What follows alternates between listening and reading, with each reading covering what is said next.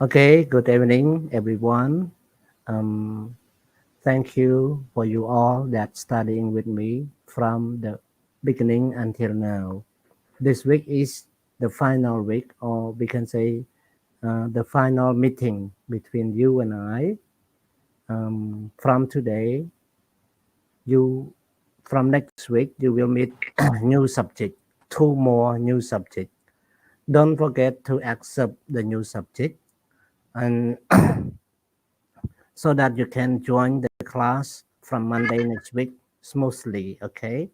And now we are going to study module 7, and our study is focusing on 3 points. First one is vocabulary, second one is reading, and third one is grammar. អូខេថ្ងៃនេះជាថ្ងៃជួបគ្នាសប្តាហ៍ចុងក្រោយអរគុណអ្នកទាំងអស់គ្នាដែលបានចូលសិក្សាកន្លងមករហូតដល់ពេលនេះហើយយើងនឹងអ្នកទាំងអស់គ្នានឹងជួបមុខវិជ្ជាថ្មីៗពីរទៀតសម្រាប់ឆមាសថ្មីឆ្នាំថ្មីឆ្នាំទី3ឆមាសទី1ណាអញ្ចឹងយើងចូលដល់កម្រិតចិត្តចប់បញ្ញាបត្រហើយសល់ពីឆ្នាំទៀតយើងបានចប់ឯអ្នកប្រងយើងចប់ឆ្នាំហ្នឹងហើយយើងអាចបន្តទៅឆ្នាំទី3បានដូចគេដូចឯងហើយសម្រាប់មុខជាខ្ញុំគឺថ្ងៃនេះយើងរៀនមេរៀនចុងក្រោយគឺមេរៀនទី7ផ្អែកលើ3ចំណុចគឺ vocabulary យើងហៅថាវគ្គសព្ទreading ការអាន grammar និងវេយ្យាករណ៍ណាអូខេអញ្ចឹងអ្នកទាំងអស់គ្នាសូមទៅមើលសភៅជាមួយខ្ញុំទាំងអស់គ្នាអូខេ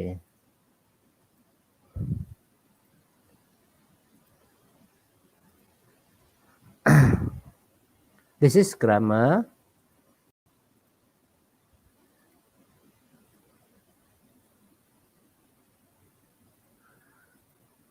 And this is the lesson.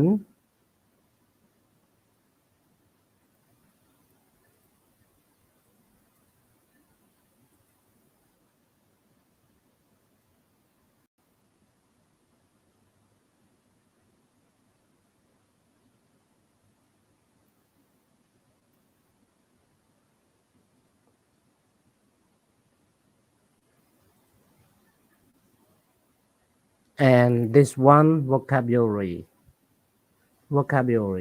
Okay. វគ្គសព្ទដែលយើងត្រូវរៀនណា Okay. Sales. The title of the module is sales. ចំណងជើងរបស់មេរៀននេះគឺ sale. Okay. អញ្ចឹងយើងអានទាំងអស់គ្នា useful language from module 7. Word list. Okay. Air, boring, buzz, challenging, cold calling,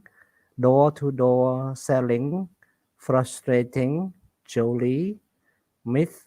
repetitive, responsible, sales pitch, valid, and well paid. Okay, I hope you know this word by my translation. Okay. Air. Okay, អរគុណ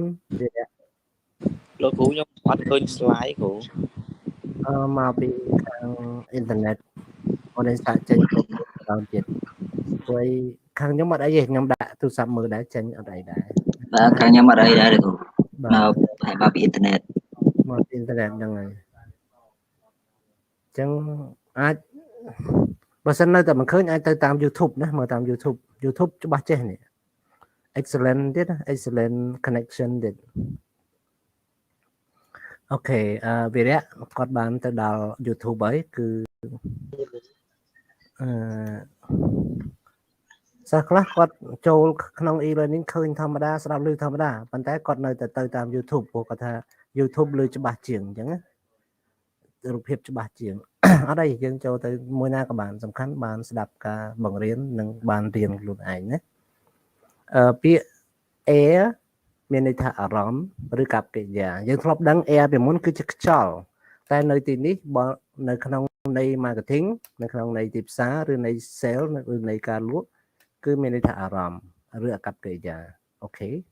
boring ធុញទ្រាន់ bar សេចក្តីរំភើបសេចក្តីត្រេកអរ challenging ប្រឈម cold calling ការហៅទូរស័ព្ទរបស់ក្រុមហ៊ុនណាហៅមកយើងប្រាប់យើងទិញកញ្ចប់នេះកញ្ចប់នោះអញ្ចឹងទៅ door to door selling ការលក់ដល់ផ្ទះ frustrating ដែលធ្វើយើងមិនសប្បាយចិត្ត jolly ការធ្វើដំណើរកំសាន្តបែបធុរកិច្ចខាង marketing ណាដើរបានច្រើនណា myth ជំនឿដែលនាំឲ្យយើងយល់ខុស repetitive ដដែលណា responsible ដែលទទួលខុសត្រូវ sale pitch ការឃោសនាលក់ទំនិញ valid ដែលខុសគ្នា well paid ដែលមានប្រាក់ខែខ្ពស់អូខេយើងមើល expression ខ្ញុំសូមគ្រាន់តែអានទេណា expression នេះមិនបកប្រែយើងមានបកប្រែខ្មែរហើយអ្នកនរគ្នាមើលចឹងណាas an interesting alternative you might wish to consider further to your request I know it's proved much more popular than I look forward to hearing from you I'd like to mention that I can also is there anything I can help you with at the moment it has the following features it's a huge improvement on I was wondering if you mind answering a few questions about I would suggest a prompt decision perhaps could be useful please consider this possibility and note please note លោកគ្រូអត់ឃើញ slide ហើយលោកគ្រូ អត់អីខ្ញុំឃើញតាមានអីផង ខ្ញុំអត់ឃើញហើយលោកគ្រូ turn off to save bandwidth with it អូអាហ្នឹងអ៊ីនធឺណិតខាងយើងវាធ្លាក់កម្រិតណាកាលណាវាប្រាប់ថា bandwidth យើងនេះហ្នឹងវាធ្លាក់ខ្ញុំងល់ខ្ញុំប្រើ Wi-Fi នៅដែរយីទេ អត់ទៀងទេព្រោះអាហ្នឹងវា Wi-Fi ហ្នឹងដូចខ្ញុំនៅក្នុងផ្ទះអញ្ចឹងខ្ញុំនិយាយលាក់បាំងអីពេលដែលខ្ញុំលេងហ្គេមជួនកាលអត់ដឹងខ្លួនថាងាប់ទេណាដោយសារ Wi-Fi ហ្នឹងវានេះជួនកាលនិយាយទៅ Wi-Fi រាល់ថ្ងៃខ្ញុំនិយាយមែនតើចាញ់ 3G ទេចាញ់ទូរស័ព្ទទេបើសិនជាតំបន់ណាមាន set card មានសេវាវិញណាប្រើ set card ធានាហ្មងអ៊ីនធឺណិតអាម៉េចក៏អ៊ីនធឺណិតវាថេល្អណាស់ set card ណាវាយ៉ាប់តែម្យ៉ាងគឺវាមិនសូវមានសេវានៅតំបន់មួយចំនួនតែបើថាមានសេវាឲ្យថេវាអត់ឡើងចុះទេបើអ៊ីនធឺណិត Wi-Fi គឺឡើងចុះមែនទែនខ្ញុំមាន Wi-Fi នៅផ្ទះដែរប៉ុន្តែខ្ញុំភាគច្រើនខ្ញុំប្រើ 3G ទៅវិញ Wi-Fi បងលុយជាឆ្នាំឲ្យគេពេលចប់ទៅប្រហែលឈប់ដាក់វាអត់ប្រយោជន៍អញ្ចឹងWi-Fi សម្រាប់ដែលប្រើបានមានតែក្រុមហ៊ុន DG ខ្ញុំធ្លាប់ប្រើអត់អីទេថេដែរប៉ុន្តែ DG វាមានតិចកន្លែងយើងហៅវាហៅមកអត់ដល់កាលមុនខ្ញុំនៅអូបៃកំ DG ទៅដល់ពេលខ្ញុំទៅនៅទូសកែ DG អត់ទៅដល់ដាក់អី OpenNet នោះអត់កើតអស់មក6ខែទៅដល់មកដាក់ Medphone នេះបងគេមួយឆ្នាំដដែលតិចជាប់តិចដាច់តិចជាប់តិចដាច់ហៅមកក៏មកជួនក៏អត់ឥឡូវលែងហៅអាមិនចាំដល់ចាប់លុយក៏ចាប់ឈប់ដាក់ទៅ Smart ក៏ខ្ញុំដាក់ដែរអា Wi-Fi Smart ណាអ្នក Wi-Fi ទាំងអស់ Wi-Fi Smart ប្រើវេទនាជាងគេហ្មងវេទនាមែនតើខ្ញុំដាក់តែ2ខែឈប់ដាក់ទៅដាក់តែ2ខែគាត់អា Smart ហ្នឹងអាគេបង់$30 2ខែហ្នឹងបង់គ្រប់2ខែហ្នឹងប្រើអស់2ខែហ្នឹងឈប់ប្រើទៅមកហើយគេថាគេយកម៉ាស៊ីនវិញយកទៅអត់ឃើញមកយកដែរគេតែសួរថាអញ្ចឹងបើបងប្រើតែ2ខែក្រុមហ៊ុនចង់យកម៉ាស៊ីនវិញខ្ញុំថាយកទៅមានអីខ្ញុំមិនថាអីបងមិនដឹងទុកធ្វើអីបងអូខេអញ្ចឹងពិបាកណាស់ហើយបញ្ហាអ៊ីនធឺណិតដូចខ្ញុំធ្លាប់និយាយអញ្ចឹងមិនមែនតែបញ្ហានៅស្រុកយើងទេនៅស្រុកអាមេរិកក៏អញ្ចឹងដែរក្មួយខ្ញុំបកកើតនៅអាមេរិកបកកូនបងស្រីខ្ញុំគាត់ប្រាប់ដូចគ្នាកាលមុនយើងធ្លាប់ឃើញសម្ដេចយុរដ្ឋមន្ត្រីក៏គាត់ថាដែរអ៊ីនធឺណិតវាអញ្ចឹងណាអូខេ Hello ដាក់លេខ ID ផងណាខ្ញុំដឹងឈ្មោះអីទេយើងដាក់ថា File Follow អញ្ចឹងយើងដាក់ឈ្មោះ ID មកណា mà chơi skill khơi nhỉ slide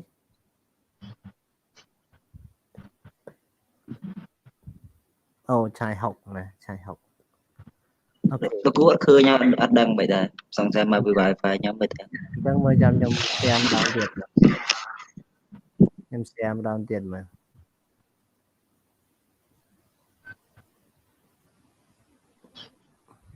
anh ấy sợ tranh បាទ Việt លោកគ្រូ Thái ឃើញ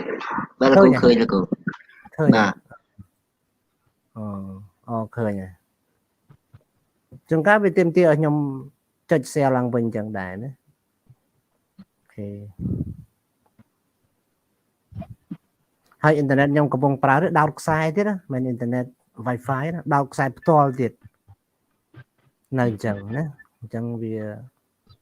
cái bà mà đang tha thơ mất ở internet năng lại từ việc miền Việt smooth lò okay thank you Chai Hok okay look continue shall I put you down for so it's something you might be interested in thank you for your order what did you have in mind exactly what did you have in mind exactly like this so everyone look at the unit all together module all together មើលមេរៀនទាំងអស់គ្នានេះreading sales work in pairs compare the job in each of the following pairs what are the similarities and differences say what you would prefer to do and why okay say what would you prefer to do and why គេឲ្យយើង compare ការងារនេះការងារទាំងនេះគេឲ្យមកគុំគូនេះខ្ញុំអានឲ្យនឹងបកប្រែជូន okay a doctor and vet វិជ្ជបណ្ឌិតហើយនឹងគ្រូពេទ្យសត្វពេទ្យសត្វណាពេទ្យមនុស្សនិងពេទ្យសត្វ manager of a company and manager of a charity នាយកក្រុមហ៊ុននិងនាយកក្រុមហ៊ុននិងនាយកអង្គការមនុស្សធម៌ fighter pilot and airline pilot អ្នកបើកបរយន្តហោះប្រយុទ្ធនិងអ្នកបើកបរយន្តហោះអាកាសទេសចរ school teachers គ្រូចំណេះទូទៅ university lecturer គ្រូសាកលវិទ្យាល័យ politician អ្នកនយោបាយ journalist អ្នកកាសែតអញ្ចឹងការងារអ្នកទាំងពីរដូចគ្នាមិនខ្លះនិងខុសគ្នាមិនខ្លះ similarities and differences okay let me give you an example doctor and vet they have the same patient but they have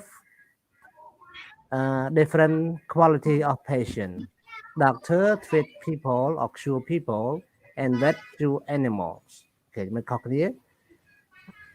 doctor និងគ្រូពេទ្យគាត់ doctor ហើយនិងពេទ្យសត្វគាត់មានអ្នកជំងឺដូចគ្នាប៉ុន្តែអ្នកជំងឺគាត់ជាប្រភេទមនុស្សនិងប្រភេទសត្វណា manager of a company need benefits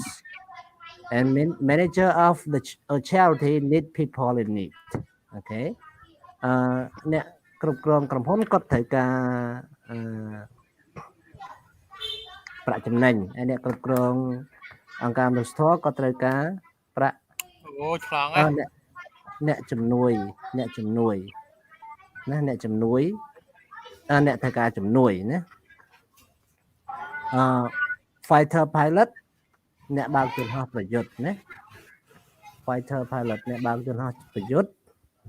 និងអ្នកបើកយន្តហោះដឹកអ្នកដំណើរខុសគ្នាយ៉ាងម៉េច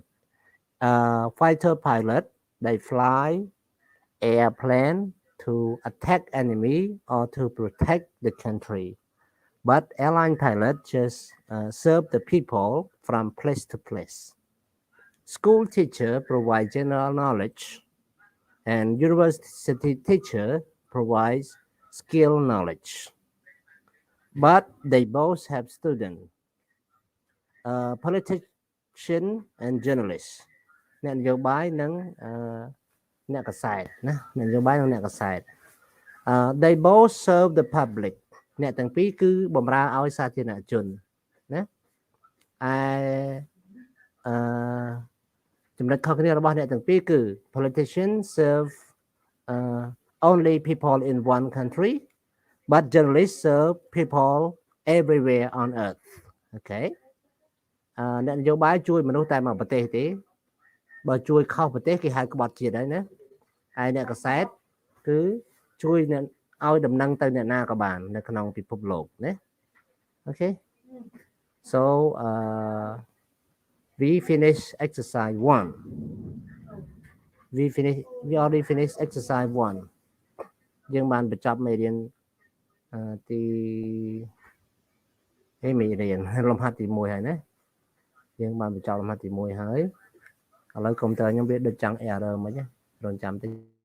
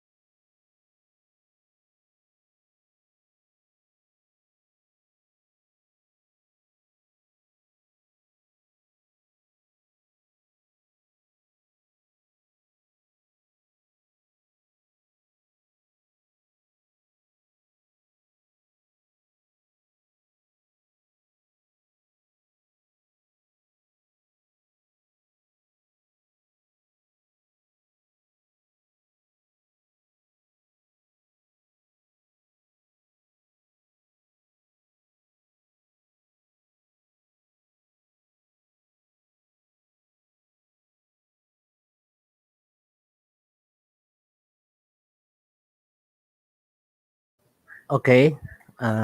សួស្តីអ្នកទាំងគ្នាឥឡូវយើងមើលលំហាត់ទី2និងលំហាត់ទី3 exercise 2 and exercise 3ខ្ញុំបានដាក់ចម្លើយជូនអ្នកទាំងគ្នាហើយអញ្ចឹងយើងមើលក្នុង reading ខ្ញុំអាន reading នេះឲ្យអ្នកទាំងគ្នាស្ដាប់ហើយអ្នកទាំងគ្នាអាចរៀនអានពេលក្រោយទៀតបានណាដោយ follow reading របស់ខ្ញុំអូខេអរគុណស្រីម៉ាចអូខេអត់អីទេស្រីម៉ាចរៀនតាម YouTube ក៏បានរៀនបានដូចគ្នាអត់បញ្ហាទេណាអូខេស្វាគមន៍ជានិច្ចអ្នកទាំងអស់គ្នាអ្នកទាំង7នាក់ទាំងសិស្សទាំងអ្នកដទៃនិស្សិតដែលចូលសូមដាក់ ID ផងណាដាក់ឈ្មោះនិងដាក់ ID អ្នកមិនមែននិស្សិតមិនបាច់ដាក់ទេព្រោះ YouTube ខ្ញុំ live មានអ្នកដែលមិនមែនជានិស្សិតយើងចូលមើលដែរគាត់មើលមួយផ្លែតគាត់ទៅវិញហើយគាត់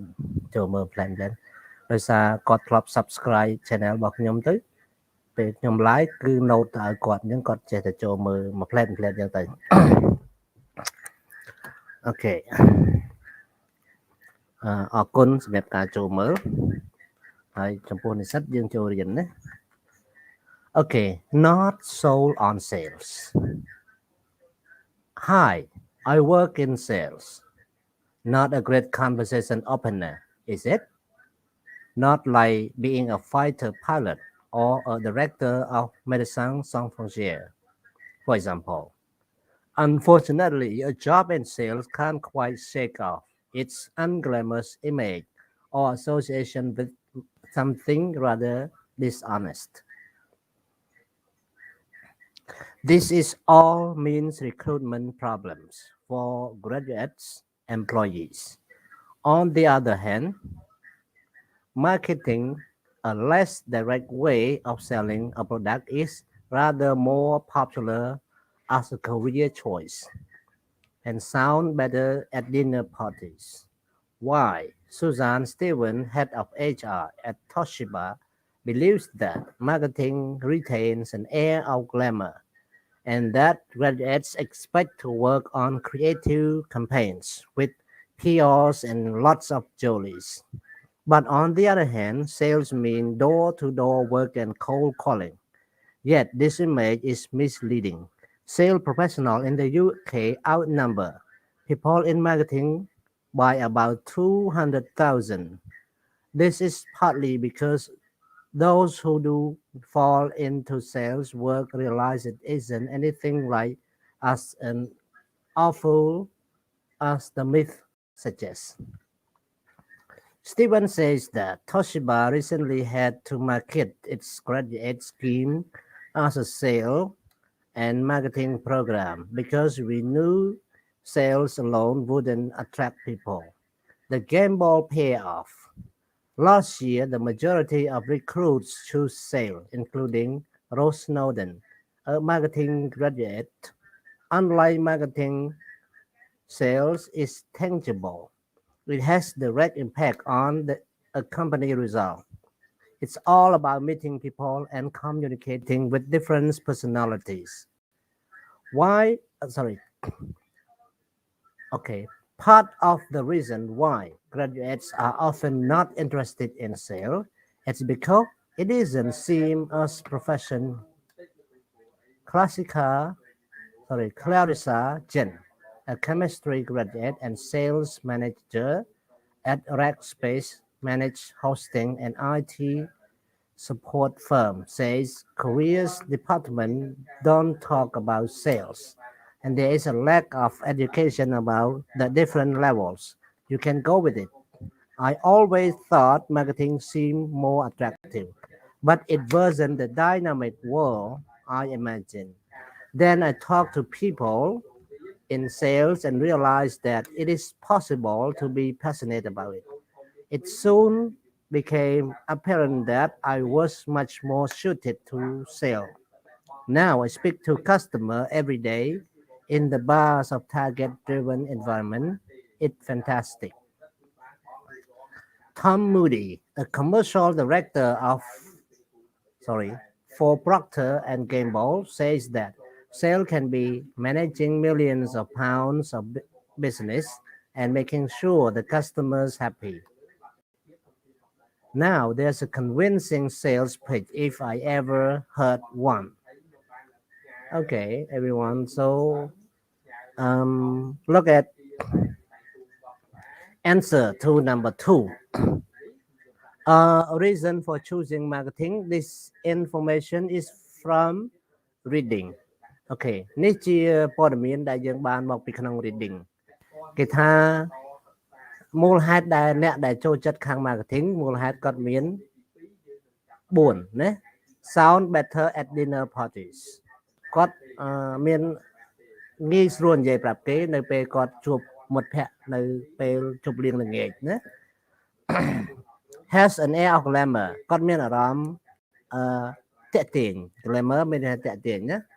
whereas sale has an unglamorous image ឯខាងលក់វិញគឺมันមានអីគួរឲ្យតាក់ទាញទេ many graduates believes អ្នកដែលរៀនចប់ថ្មីនិស្សិតទៅរៀនចប់ថ្មីគេហៅ graduates ជឿថា you work on creative PR campaigns យើងធ្វើការនៅប្រភេទតំណែងតំណងសាធារណៈយុទ្ធនាការតំណែងសាធារណៈប្រកបដោយច្នៃប្រឌិត and go on lots of jollies ហើយធ្វើដំណើរកំសាន្តច្រើនណា PR មានន័យថា public relation ណាតំណែងតំណងសាធារណៈ and then last point of reason for choosing marketing is marketing seem more attractive than sales now reason for choosing sale មូលហេតុនេះបានជាមនុស្សធ្វើការខាងលក់ណាគឺមានមួយចំនួន it isn't as bad as the myth suggests វាមិនដូចអ្វីដែលគេនិយាយបោកប្រាស់ទេនិយាយអញ្ចឹងណា unlike marketing sales is tangible វាខុសពី marketing sale គឺច្បាស់លាស់ tangible ច្បាស់លាស់ណា you meet people and communicate with different personality យើងជួបមនុស្សរៀងរាល់ថ្ងៃហើយតាក់ទងមួយនឹងមនុស្សដែលមានលក្ខណៈសម្បត្តិផ្សេងៗដូចគ្នា in sales there is a buzz of target driven environment នៅក្នុង sale គឺយើងមានអារម្មណ៍រំភើបរីករាយត្រេកអរ buzz នេះពេលដែលយើងឈានដល់សម្រេចបានគោលដៅនេះ target driven environment ពេលដែលយើងសម្រេចបានគោលដៅណា you can manage millions of pounds of business យើងអាចបង្កើត business តម្លៃរាប់លាន pound បានផ្នែកខាងលក់ណាអូខេនេះគឺចម្លើយ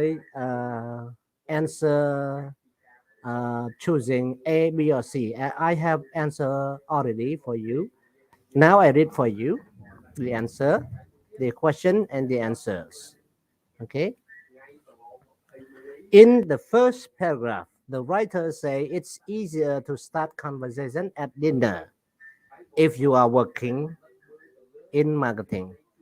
2 according to the writer the truth is that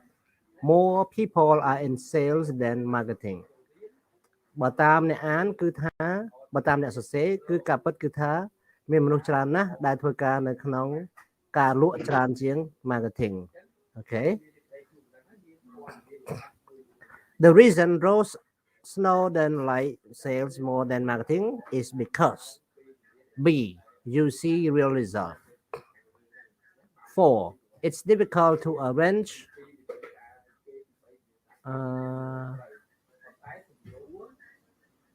it's difficult to attract graduates into sales because D of a false perception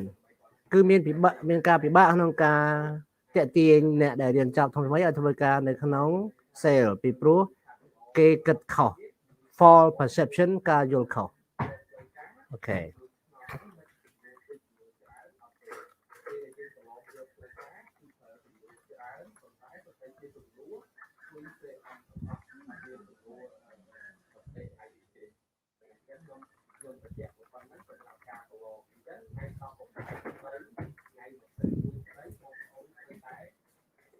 អូខេឥឡូវយើងមើលចម្លើយចុងក្រោយនៃ reading អូខេមែនចម្លើយគឺជាការរៀន vocab sales term ពាក្យពេចន៍ប្រើនៅក្នុងការលក់ណា sales term យើងមើល sales pitch មានន័យស្មើនឹងអី sales pitch មានន័យស្មើនឹង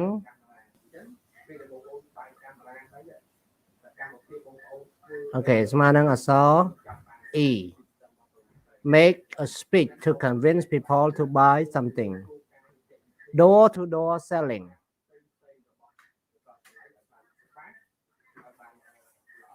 what is it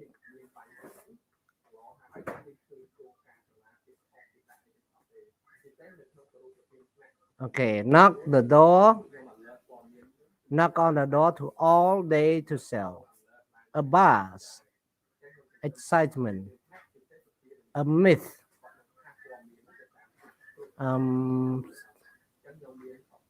letter G something people incorrectly believe to be true letter F letter F and cold calling this one make an unexpected phone calls or visit to sell something an air feeling or attitude jolly business trip Okay, this is the answer for vocabulary that in sale term នេះជា vocabulary ដែលមាននៅក្នុង sale term ណានៅក្នុងរបៀបប្រើប្រាស់ពាក្យពេចន៍ក្នុងការលក់ឥឡូវយើងរៀន grammar អ្នកទាំងអស់គ្នា grammar យើងនិយាយពីអីអញ្ចឹងសូមមើលសភៅតើ grammar យើងនិយាយពីអ្វីអូខេអ្នកចាំមើល grammar យើងរៀនពីអីនេះ creative or comparatives and superlatives មានន័យថាម៉េច comparative និង superlatives អូខេយើងមើល ពីការប្រៀបធៀបគ្នាលោកគ្រូ អូខេ good ការប្រៀបធៀបនិងការធ្វើឲ្យមានខ្ពស់ដាច់ប៉ុន្តែវាមានពាក្យបច្ចេកទេសគេបកប្រែណាចាំមើលការបកប្រែណាអត់ចាំមើលនេះអូខេ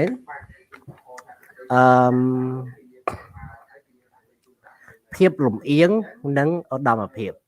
comparative យើងបកប្រែថាភាពលំអៀងដល់ពេលsuperlative យើងបកប្រែថាឧត្តមភាពអូខេអញ្ចឹងកាលណាយើងមានភាពលំអៀងមានលំអៀងខ្លាំងនិងលំអៀងខ្សោយអញ្ចឹងវាអាចទៅជាខ្លាំងអាចទៅជាខ្សោយយើងធ្លាប់រៀនកន្លងមកគឺឃើញទៅខ្លាំងឯងអាថា you speak louder អ្នកនិយាយខ្លាំងជាងមុនគេខ្លាំងជាងក្នុងថ្ងៃនេះយើងរៀនទាំងអក្សោយអញ្ចឹងយើងមិនមែនតែខ្លាំងមួយមុខទេវាមានខ្សោយណាអូខេអញ្ចឹងមុននឹងរៀនពីភាពលំអៀងនិងឧត្តមភាព comparative and superlative យើងត្រូវដឹងថាតើគេប្រើ comparative ជាមួយនឹងអ្វី superlative ជាមួយនឹងអ្វីអូខេ we use comparative and superlative for the adjective and adverbs យើងប្រើ comparative superlative ហ្នឹងគឺយើងប្រើទៅលើ adjective ឬលើ adverb តែប៉ុណ្ណោះมันមានអ្វីផ្សេងទេចឹងមុននឹងយើងរៀនទៅដល់ comparative សូមអ្នកទាំងគ្នាមើលអ្វីទៅហៅថា adjective អ្វីទៅហៅថា adverb okay at first look at adjective an adjective is a word that describes a noun or pronoun adjective describe feelings types personalities qualities and manners okay គុណនាមគឺជាពាក្យដែលពណ៌នាទៅឲ្យនាមឬក៏សព្វនាមហើយពីពណ៌នាយ៉ាងម៉េចគឺពណ៌នានៃអារម្មណ៍ពីពណ៌នានៃប្រភេទនៃលក្ខណៈសម្បត្តិនៃលក្ខណៈគុណភាពនិងលក្ខណៈសភាពលក្ខណៈផ្សេងៗណា Okay look at example everyone this is a torn shirt torn is an adjective describe the unit the noun shirt okay នេះគឺជាអាវរហែកពាក្យរហែកនឹង torn បញ្ជាក់ន័យឲ្យ shirt ណា she is pretty បញ្ជាក់ន័យឲ្យ she អញ្ចឹងវាបញ្ជាក់ន័យឲ្យ pronoun she is pretty is an adjective it describes a pronoun she okay look at adverbs an adverb is a word that describes a verb another adverb an adjective or a verbal អញ្ចឹង adverb អាចបញ្ជាក់ន័យឲ្យ verb បញ្ជាក់ន័យគេអាសព្ទបញ្ជាក់ន័យឲ្យ adverb មួយទៀតឬបញ្ជាក់ន័យឲ្យ adjective ឬបញ្ជាក់ន័យឲ្យ verbal មាន3ប្រភេទ gerund participle និង infinitive okay look at my example my teacher speak Chinese fluently she ran very fast this is a very old book walking slowly is her habit okay អញ្ចឹងយើងមើលប្រយោគទី1 slowly បញ្ជាក់ន័យឲ្យ verb speak fluently បញ្ជាក់ន័យឲ្យ speak អញ្ចឹងមានន័យថាវាជា adverb very បញ្ជាក់ន័យឲ្យ fast ជា adjective ដូច្នេះជា adverb អញ្ចឹង adverb បញ្ជាក់ន័យឲ្យ adverb this is a very old book very បញ្ជាក់ន័យឲ្យ adjective old អញ្ចឹង very នេះជា adverb walking slowly is a habit walking ជាអ្នកឲ្យ slowly ជាអ្នកឲ្យ walking ដូច្នេះជាអ្នកឲ្យ ច្រើន ដូច្នេះវាជា adverb ផងដែរ okay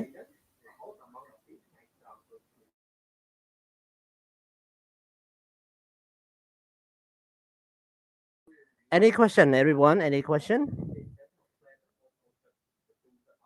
question to ask me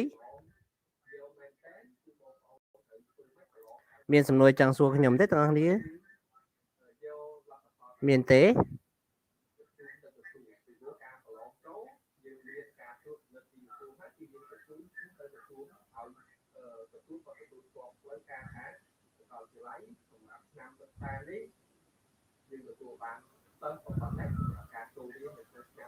wow តូចម៉េះ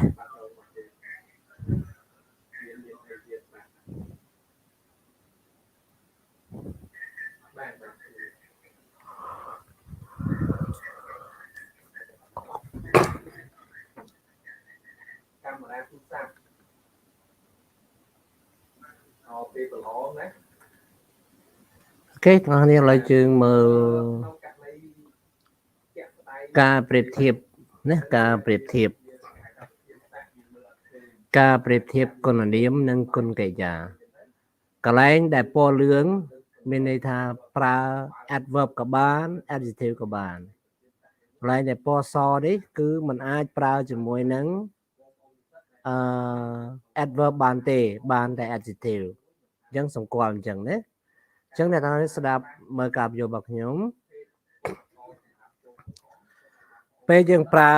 គុណនាមគឺយើងអាចមានការនិយាយភាពស្មើគ្នាភាពលំអៀងនិងឧត្តមភាពណាភាពស្មើគ្នាយើងហៅ equal degree ភាពលំអៀងគេហៅថា comparative degree ដែលមាន adjective បូកនឹង than superlative degree យើងបកប្រែខ្មែរថាឧត្តមភាពគឺប្រើអត្ថកល the បូកនឹង adjective okay look at example good better than and the best ក្នុង adjective វាមានពីរប្រភេទអាចជា regular និងជា irregular regular មានន័យថាទៀងទាត់ irregular មានន័យថាមិនទៀងទាត់មានន័យថាយើងធ្វើម៉េចយើងត្រូវបដូរ spelling អូខេឧទាហរណ៍ good ឬក៏ well ដូរទៅជា better than good ជា adjective well ជា adverb ប៉ុន្តែដូរទៅតែមួយទេគឺ better than okay and the best bad or badly ដូរទៅតែមួយដែរទេគឺ worse than ឬក៏ the worst farther than ឬក៏ further than the farthest much or many to more than and the most little less than and the least okay ហើយសុកជាសួស្តីសុកជាណាក្នុង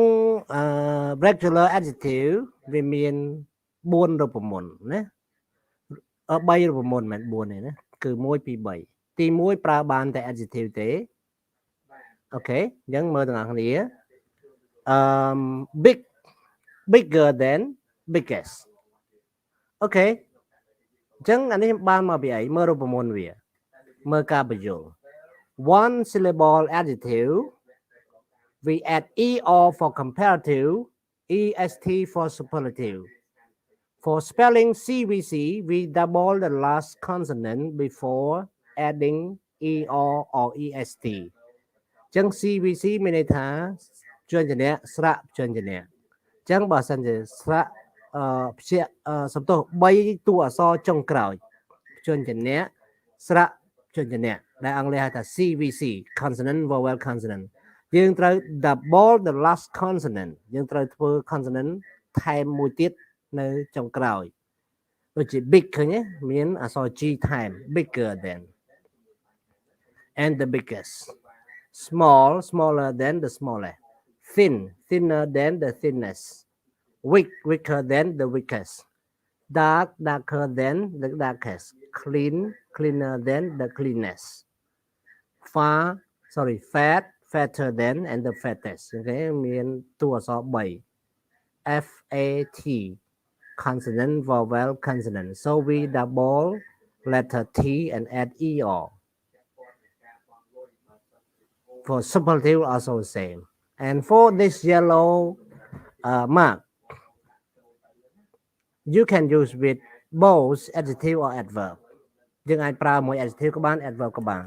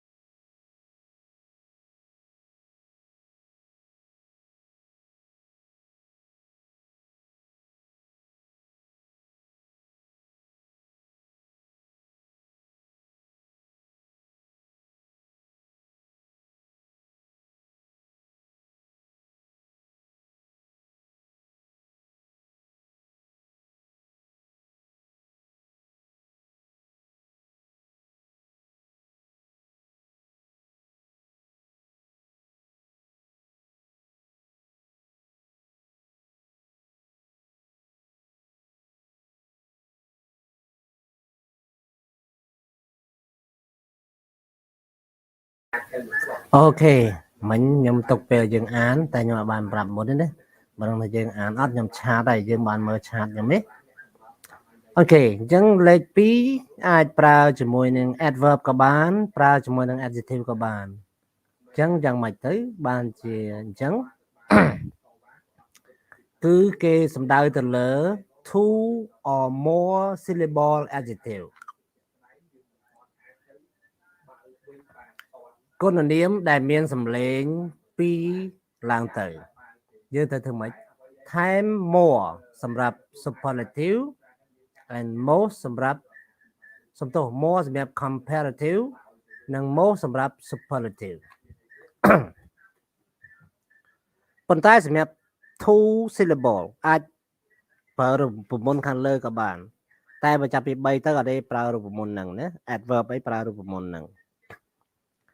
ចឹង clever more clever than the most clever handsome more handsome than the most handsome important more important than the most important beautiful more beautiful than the most beautiful okay number 3 if the adjective this rule for adjective only, not adverb. An adjective that ends in y, change the y to I and add er for the comparative and est for the superlative. Example, happy, happier than the happiest. Crazy, crazier than the craziest. Lazy, lazier than the laziest, and so on. Okay.This is rule number 3. នេះក្បួនរូបមន្តទី3 Rule number 4. រូបមន្តទី4 Add less to show comparative or least to show superlative. អានេះសម្រាប់រូបមន្តបន្ថយដែលខ្ញុំនិយាយមិញលំអៀងមានន័យថាអាចបន្ថែមអាចបន្ថយអញ្ចឹងរូបមន្តទី4ជារូបមន្តបន្ថយប្រើជាមួយ adverb ក៏បាន adjective ក៏បានណា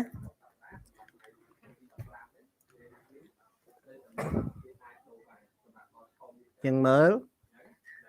less សម្រាប់ comparative least សម្រាប់ superlative ជាលក្ខណៈប្រើគួរសមជាងប្រើ negative ទៅមកឧទាហរណ៍ you are good and this one is bad this man is bad យើងខឹងមកមកនិយាយទៅវីរៈល្អហើយមករាអាក្រក់អញ្ចឹងមករាប្រកបជាខឹងតែនិយាយថាវីរៈល្អប៉ុន្តែមករាអត់សូវល្អអញ្ចឹងក៏វាគ្រាន់បើជាងថាអាក្រក់ណាគ្រាន់បើជាងគេថាយើងអាក្រក់អូខេអញ្ចឹងការប្រើ less នេះគឺវាមានលក្ខណៈ more polite than bad ណា happy less happy than the least happy happily the less happily than and the least happy អញ្ចឹងរូបមន្ត less มันមានក្បួនអីទេគឺថែមទៅលើតែម្ដងអត់មានអីមកព្យាងពីព្យាងអីទេ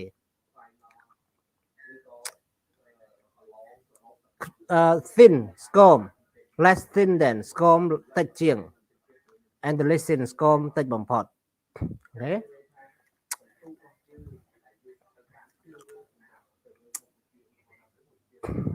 មិនដែរសុគិលកំហេង បាទលោកគ្រូយល់លោកគ្រូកុំមើល អូខេឥឡូវចំណុចមួយដែលអ្នកទាំងអស់គ្នាចំណាំនិយាយខុសឬសរសេរខុសអ្នកទាំងអស់គ្នាច្រើននិយាយថា you speak English better than her សរសេរបែបនេះមិនត្រូវទេណានេះ her ចុងក្រោយនេះមិនត្រូវទេព្រោះ than មិនមែនជា preposition ទេ then គឺជា conjunction វាភ្ជាប់តែប្រយោគ2ឬពាក្យ2ដែលមានសមត្ថភាពស្មើគ្នាអញ្ចឹងវាត្រូវបែបនេះ you speak English better than she បានត្រូវហេតុអីបានយើងត្រូវប្រើ she ពីព្រោះថាវាមាន verb មួយទៀតប៉ុន្តែគាត់ថា verb ហ្នឹងវាដូចគ្នាអញ្ចឹងគេលុបចោលមួយនេះ you speak English better than she speaks អញ្ចឹងដោយ speak ដូចគ្នាអញ្ចឹងគេអាចលុបចោលមួយនៅសល់ you speak English better than she ប៉ុន្តែបើយើងសរសេរឲ្យបានល្អបំផុតនិយាយឲ្យបានត្រឹមត្រូវបំផុតគឺកុំលុបបដូរពាក្យវិញបដូរពាក្យដែលច្រំដែលទៅជាពាក្យអីផ្សេងសម្រាប់សព្វនាមយើងប្រើសម្រាប់ជំនួសឲ្យនាមឯ verb វិញយើងប្រើអីដើម្បីជំនួសគឺប្រើ do ឬ does verb ដែលមាន s ប្រើ does verb ដែលអត់ s ប្រើ do អូខេយើងមើល you speak English better than she does ករណីទី3គឺជាករណីត្រឹមត្រូវបំផុតអូខេ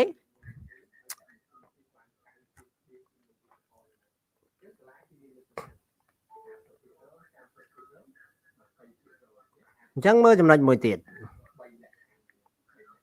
បើសិនយើងប្រើ modal verb ប្រើ modal verb ប្រើ can ឃើញទេយើងចំណាំនិយាយថា you my teacher can jump higher than me យើងចំណាំនិយាយអញ្ចឹងនិយាយអញ្ចឹងមិនត្រូវទេយើងត្រូវដឹងក្រោយ then គឺត្រូវតែជា subject ព្រោះក្រោយ then គឺជាប្រយោគមួយថ្មីទៀតគ្រាន់ថាប្រយោគច្រំដែលគេអាចកាត់ចោលបានពាក្យច្រំដែលប្រយោគពេញគឺ my teacher can jump higher than I can jump អញ្ចឹងពាក្យ can jump ដូចគ្នាគេអាចលុបចោលតែហ្មងអញ្ចឹងនៅសល់ my teacher can jump higher than I អូខេតែបើយើងសរសេរឲ្យត្រឹមត្រូវកុំលុបជំនួសវិញណាគេជំនួសតែ verb ទេគេមិនជំនួសទៅលើ modal ទេ modal ដោយសារដដែលអញ្ចឹងទៅជាជំនួសចាំដោយ do អញ្ចឹង do សម្រាប់ verb អីក៏បានដែរលើកលែង modal verb គេដាក់វាមកវិញ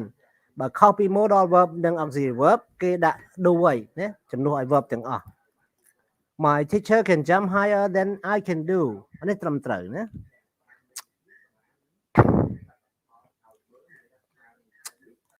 អូខេអញ្ចឹងប្រយោគពីរនេះអត់សំខាន់ទេ nhưng mà crom này bây giờ pin the rabbit ran faster than the snail does bây giờ đám bảo viết cứ bạn đi the rabbit ran faster than the snail runs còn tại run được nhất nhưng ai lục chào bán là sao the rabbit ran faster than the snail tuần sai rốt lươn chỉ tròn rabbit ទន្សាយ snail ខ្យងដូច្នេះមានន័យថាប្រើដោយប្រយោគខាងលើបានត្រូវណាប្រើប្រយោគខាងក្រោមក៏វាមិនខុសដែរគ្រាន់តែថាវាមិនលក្ខណៈ formal អានេះវាមានលក្ខណៈ speaking ណាអូខេអញ្ចឹងបញ្យល grammar ចប់ហើយអ្នកនរគ្នាមានចម្ងល់ស្អីសួរទេ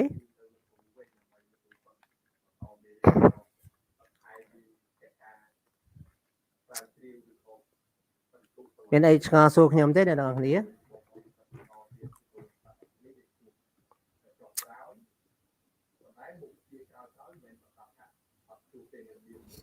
លោកគ្រូសុំអូសទៅលើវិញមើលឡើងល្អជា more clever ដែរអូខេទី2បាទហ្នឹងហើយ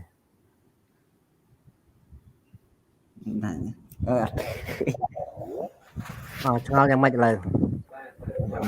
សុំថតវាផ្លែសុំថតអូខេអត់ទេខ្ញុំទម្លាក់ចូលក្រុមឲ្យក៏បានដែរមានបញ្ហាអីតែខ្លាចតែភ្លេចដូចលើកមុនភ្លេចអូខេដល់ហើយពីខ្ញុំក៏បញ្យល់បន្តិចក៏លោកយើងស្ដាប់អត់ឮអត់ច្បាស់ហ្មងណាកន្លែង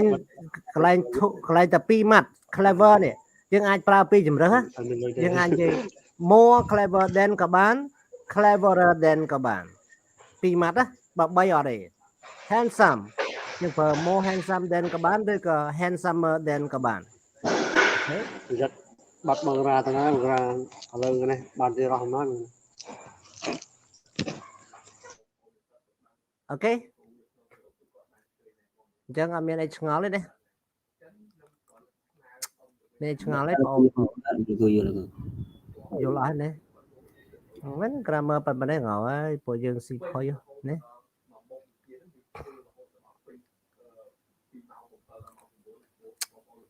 អូខេអ្នកនៅលើ YouTube ឆ្ងល់ទេសួរឆាតមកណាបើឆ្ងល់អ្នកនៅលើ YouTube ណា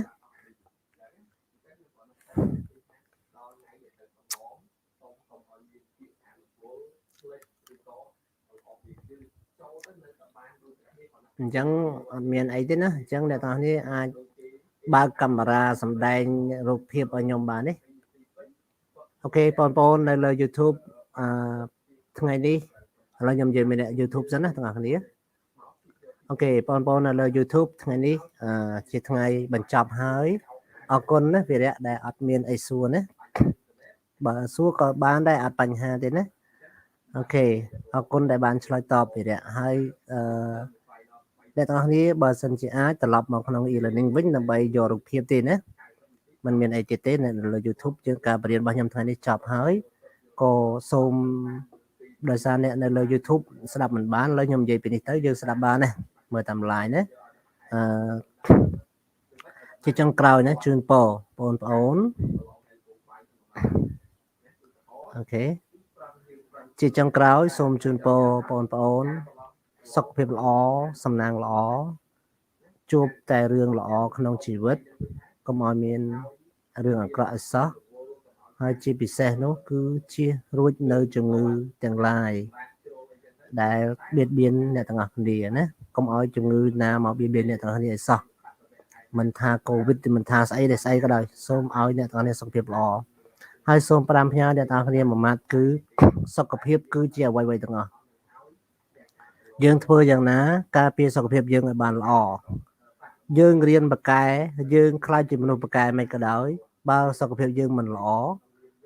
យើងអត់ន័យហ្មងជីវិតយើងអត់ន័យទេគឺមិនមានអ្នកណាទៅធ្វើការទាំងឈឺកើតហើយក៏គ្មានអ្នកណាជួលមនុស្សឈឺទៅធ្វើការដែរអញ្ចឹងអ្នកទាំងអស់គ្នាត្រូវតែធ្វើម៉េចថែរក្សាសុខភាពឲ្យបានល្អកុំពិសាគ្រឿងអ្វីដែលនាំឲ្យខូចសុខភាពអ្វីក៏ដោយតែខូចសុខភាពសូមកុំធ្វើជាបានសូមជាហាត់ប្រាណឲ្យបានទៀងទាត់ មនុស្សហាត់ប្រាណទៀងទាត់គឺអាយុវែងណាស់នៅប្រទេសជប៉ុនគេហាត់ប្រាណទៀងទាត់ណាគេហាត់ប្រាណទៀងទាត់គេអាយុវែងមែនទែនប្រទេសជប៉ុនជាប្រទេសដែលមានអាយុវែងជាងគេបំផុតលើពិភពលោកផ្នែកខាងគេហៅថា life expectancy និយាយខ្មែរមានន័យថាអាយុកាលរស់នៅជាមធ្យមខ្ពស់ជាងគេនៅជប៉ុនគឺជនជាតិជប៉ុនហាត់ប្រាណជាទៀងទាត់ណាមិនមែនថ្នាំជួយយើងកើតទេថ្នាំជួយយើងផងនឹងបំផ្លាញយើងផងតែបើយើងទប់ទល់កុំឲ្យឈឺតាមរយៈធម្មជាតិអាយុយើងមិនក៏ជាវែងណាអញ្ចឹងជូនតែប៉ុណ្្នឹងទេសង្ខេបមកវិញចំណុចសំខាន់នៃអ្នកទាំងអស់គ្នានៅក្នុងជីវិតគឺសុខភាពណាចំណុចសំខាន់គេបំផុតហើយណាសុខភាពគឺជាអ្វីៗទាំងអស់ហើយចំណុចមួយទៀតដែលខ្ញុំចង់និយាយគឺសូមអ្នកទាំងអស់គ្នាបើសិនជាមានណាការខុសឆ្គងឬក៏ខ្ញុំនិយាយលើសលួសឬក៏មេរៀនបរៀនមិនតាមសំបំណងដែលយើងចង់បានហើយជួនកាលសំឡេងស្ដាប់មិនលឺជាដើមណាខ្ញុំសូមខន្តីអភ័យទោសពីអ្នកទាំងអស់គ្នាផងហើយតាមពិតទៅទាំងខ្ញុំទាំងសាលារៀនសុទ្ធតែចង់ផ្ដល់សេវាឲ្យបងប្អូនគ្រប់គ្នាឲ្យបានល្អបំផុតប៉ុន្តែបើមិនពេញចិត្តមិនអាចពេញចិត្តបងប្អូនទេសូមបងប្អូនអធិស្ឋានខ្ញុំក៏ដូចជាសាលារៀនមិនចង់ធ្វើឲ្យបងប្អូនពិបាកទេចង់ផ្ដល់សេវាឲ្យរលូនប៉ុន្តែវាចៃដន្យសម័យកាលនេះវាចំពេលរឿងយើងវាសំណាងមិនល្អអញ្ចឹងបានខ្ញុំជូនពរអ្នកនរគ្នាសំណាងល្អនិងសុខភាពល្អណាតែសំណាងមិនល្អគឺអញ្ចឹងធ្វើអីក៏មិនបានសម្រេចណាអូខេអញ្ចឹងសូមអធិស្ឋានសូមខន្តីអភ័យទោសពីអ្នកទាំងអស់គ្នាគ្រប់យ៉ាងណាការជួបគ្នាថ្ងៃនេះអស់ត្រឹមនេះដល់ពេលវេលាបែកគ្នាហើយក៏មិនដឹងថ្ងៃណាបានជួបអ្នកទាំងអស់គ្នាវិញដែរក្នុងវគ្គសិក្សាយើងនោះមិនដឹងថាមានពេលអាចជួបគ្នាវិញឬក៏អត់ទេណាអធិស្ឋានគ្រប់យ៉ាងពីអ្នកទាំងអស់គ្នាហើយចង់និយាយថាស្រឡាញ់អ្នកទាំងអស់គ្នាពេញបេះដូងណាអរគុណច្រើនអ្នកនៅលើ YouTube លាសិនហើយអ្នកនៅក្នុងនេះខ្ញុំសូមថតសម្លេងថតរូបភាពទុកបន្តិចណាលោកគ្រូជាស្រ័យខ្ញុំបើកកាមេរ៉ាបានលោកគ្រូឃើញយ៉ាងម៉េចលោកគ្រូអត់ឃើញខ្មៅទេបងអូឃើញឡើយនេះឃើញហ្នឹងតានេះចាំមើលឃើញឡើយណាខ្ញុំខ្មៅមើលឡើងឃើញខ្មៅឯណាលោកគ្រូលឺខ្ញុំនិយាយលោកគ្រូលឺបាទលោកគ្រូខ្ញុំបើកកាមេរ៉ាបានហ្នឹងអត់អីទេបានក៏បាននេះខំសារកុំព្យូទ័រម្ដងហើយមិនឃើញទៀតអូខេតែវាខ្ញុំស្អប់រឿងឈ្មោះនៅកដាលមនុស្សនេះវាបាំងមុខនេះ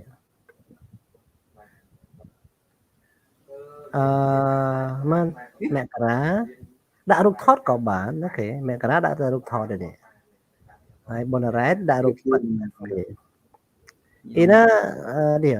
អីគេសុកគិលអត់ឃើញសុកគិលអញ្ចឹង